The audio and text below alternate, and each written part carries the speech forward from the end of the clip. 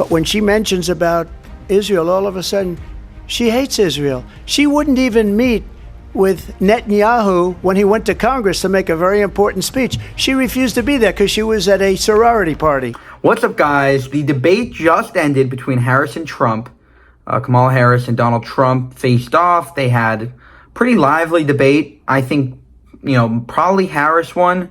Even though I'm a Trump supporter, I think Harris did a pretty tremendous job compared to Joe Biden and what the Democrats have displayed before.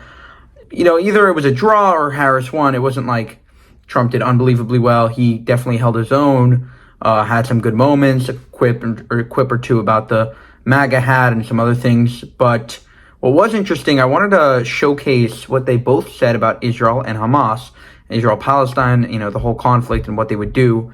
And Trump, as always, was very pro-Israel. And then Kamala showed some signs of being, sort of sympathetic to the Palestinian cause and, flip-floppy a little bit. But let's check it out, and I'll see you on the other side to give my reaction. Turning now to the Israel-Hamas war and the hostages who are still being held, Americans among them. Vice President Harris, in December, you said, quote, Israel has a right to defend itself, but you added, quote, it matters how, saying international humanitarian law must be respected. Israel must do more to protect innocent civilians. You said that 9 months ago. Now an estimated 40,000 Palestinians are dead. Nearly 100 hostages remain. Just last week, Prime Minister Benjamin Netanyahu said there's not a deal in the making. President Biden has not been able to break through the stalemate. How would you do it? Well, let's understand how we got here. On October 7, Hamas, a terrorist organization, slaughtered 1,200 Israelis. Many of them young people who were simply attending a concert. Women were horribly raped. And so absolutely, I said then, I say now, Israel has a right to defend itself. We would. And how it does so matters. Because it is also true, far too many innocent Palestinians have been killed. Children, mothers. What we know is that this war must end. It must end immediately, and the way it will end is we need a ceasefire deal and we need the hostages out. And so we will continue to work around the clock on that. Work around the clock, also understanding that we must chart a course for a two-state solution. And in that solution, there must be security for the Israeli people and Israel, and in equal measure for the Palestinians. But the one thing I will assure you always, I will always give Israel the ability to defend itself, in particular as it relates to Iran and any threat that Iran and its proxies pose to Israel. But we must have a two-state solution where we can rebuild Gaza, where the Palestinians have security, self-determination, and the dignity they so rightly deserve. President Trump, how would you negotiate with Netanyahu and also Hamas in order to get the hostages out and prevent the killing of more innocent civilians in Gaza? If I were president, it would have never started.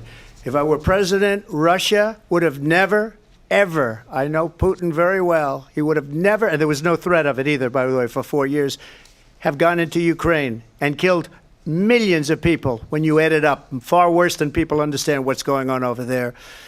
But when she mentions about Israel, all of a sudden, she hates Israel. She wouldn't even meet with Netanyahu when he went to Congress to make a very important speech. She refused to be there because she was at a sorority party of hers. She wanted to go to the sorority party. She hates Israel. If she's president, I believe that Israel will not exist within 2 years from now. And I've been pretty good at predictions, and I hope I'm wrong about that one. She hates Israel. At the same time, in her own way, she hates the Arab population because the whole place is going to get blown up. Arabs, Jewish people, Israel will be gone. It would have never happened. Iran was broke under Donald Trump. Now Iran has $300 billion because they took off all the sanctions that I had. Iran had no money for Hamas or Hezbollah or any of the 28 different spheres of terror, and they are spheres of terror, horrible terror. They had no money. It was a big story, and you know it. You covered it very well, actually. They had no money for terror. They were broke. Now they're a rich nation. And now what they're doing is they're spreading that money around. Look at what's happening with the Houthis and Yemen. Look at what's going on in the Middle East. This would have never happened. I will get that settled and fast, and I'll get the war with Ukraine and Russia ended.